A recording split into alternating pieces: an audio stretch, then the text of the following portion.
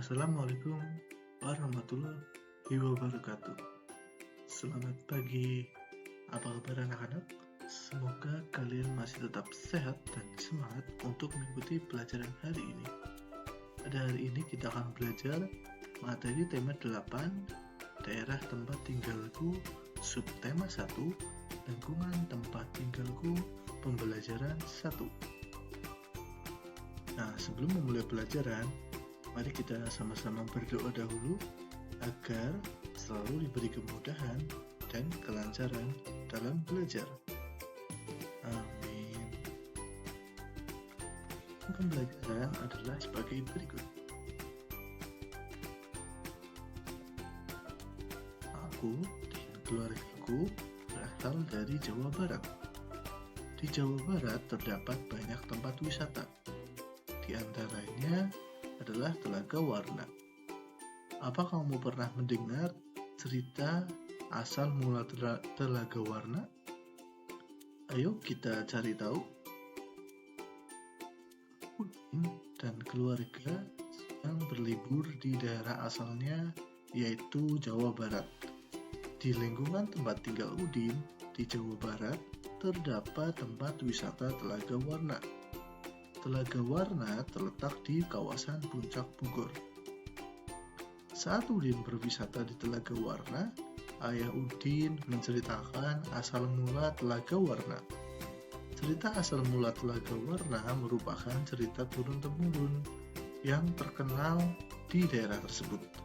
Bagaimana cerita asal mula Telaga Warna?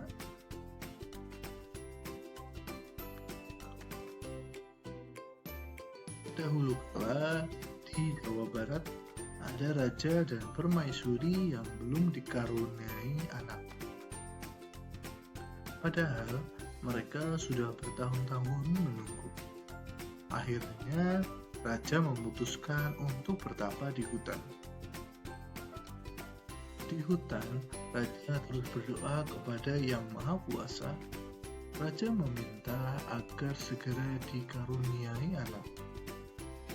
Doa raja pun terkabul. Permaisuri melahirkan seorang bayi perempuan. Raja dan permaisuri sangat bahagia. Seluruh rakyat juga bersukacita menyambut kelahiran putri raja. Raja dan permaisuri sangat menyayangi putrinya. Mereka juga sangat memanjakannya. Segala keinginan putrinya dituruti. Tak terasa putri raja telah tumbuh menjadi gadis yang cantik. Hal itu dia berulang tahun ke-17. Raja mengadakan pesta besar-besaran.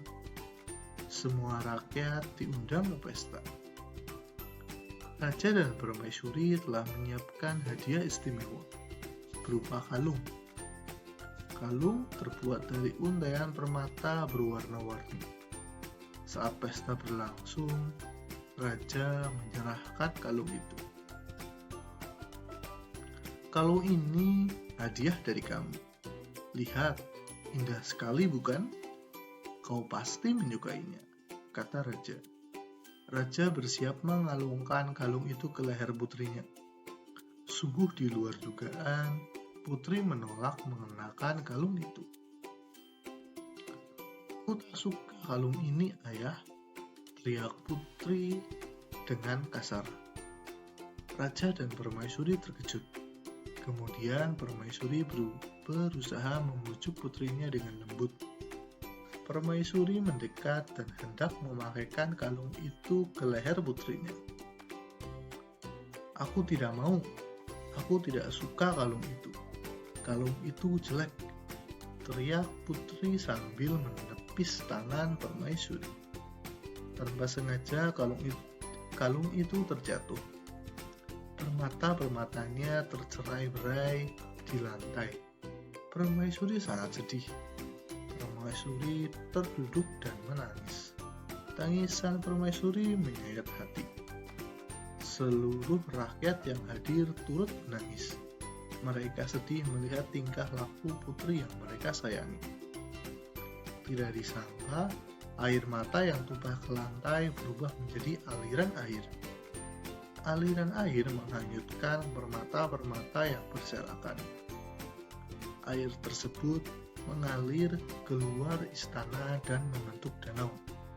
Anehnya, air danau berwarna-warni seperti warna-warna permata kalung putri.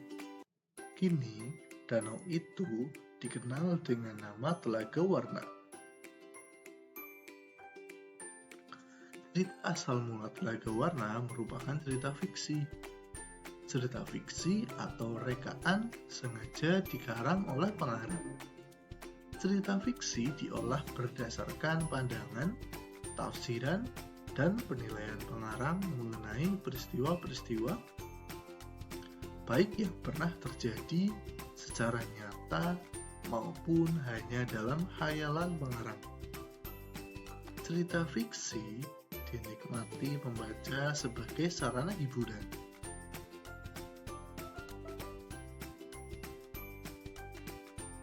Jadi, apa yang dimaksud dengan cerita fiksi? Cerita fiksi merupakan cerita rekaan atau didasari dengan angan-angan dan bukan berdasarkan kejadian nyata, hanya berdasarkan imajinasi pengarang. Nah, ciri-ciri cerita fiksi yang pertama yaitu berdasarkan rekaan atau imajinasi pengarang. Yang kedua, memiliki kebenaran yang relatif atau tidak mutlak. Yang ketiga, berdasarkan rekaan atau imajinasi pengarang. Yang keempat, sasarannya emosi atau perasaan membaca. Yang kelima, memiliki pesan moral atau amanat tertentu. Di dekat rumah Udin di Jawa Barat juga terdapat taman bermain. Udin dan saudara-saudara sepupunya bermain di sana. Dita ingin bermain ayunan. Udin membantu Dita menarik dan mendorong ayunan. Udin menarik ayunan. Kemudian Udin mendorong ayunan. Udin telah memberikan gaya pada ayunan itu. Apakah yang dimaksud dengan gaya? Gaya adalah suatu kekuatan yang mengakibatkan benda yang dikenainya dapat mengalami gerak, perubahan kedudukan, atau perubahan bentuk. Gaya juga dapat diartikan sebagai tarikan atau dorongan yang dapat mempengaruhi keadaan suatu benda. Gaya yang diberikan Udin terhadap ayunan yaitu tarikan dan dorongan. Akibatnya, ayunan itu bergerak. Saat ditarik, ayunan bergerak ke belakang atau mendekati Udin. Saat didorong, ayunan bergerak ke depan atau menjauhi Udin. Jadi apa yang dimaksud dengan gerak? Gerak adalah perpindahan kedudukan suatu benda terhadap benda lainnya. Baik perpindahan kedudukan yang mendekati maupun menjauhi suatu benda atau tempat asal akibat benda itu dikenai gaya. Nah, sekarang coba kalian lakukan percobaan berikut yang mendorong dan menarik meja. Tujuannya membedakan gaya dan gerak. Alatnya yaitu meja. Jadi, langkah kegiatannya yang pertama yaitu letakkan meja di tempat yang cukup luas.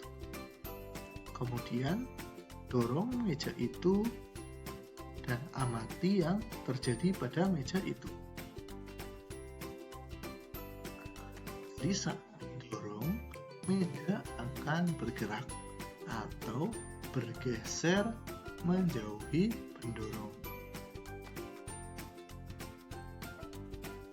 Nah, selanjutnya tariklah meja itu. Apa yang terjadi? Jadi saat ditarik, meja akan bergeser mendekati penarik.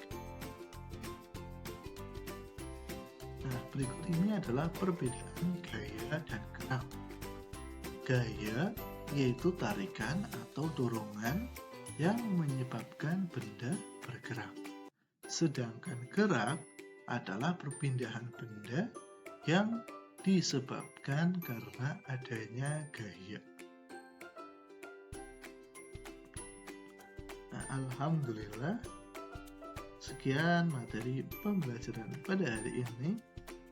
Semoga kalian dapat mengambil manfaat dari apa yang sudah kita pelajari hari ini. Tetap semangat belajar dan jangan lupa untuk selalu menjaga kesehatan. Terima kasih. Wassalamualaikum warahmatullahi wabarakatuh.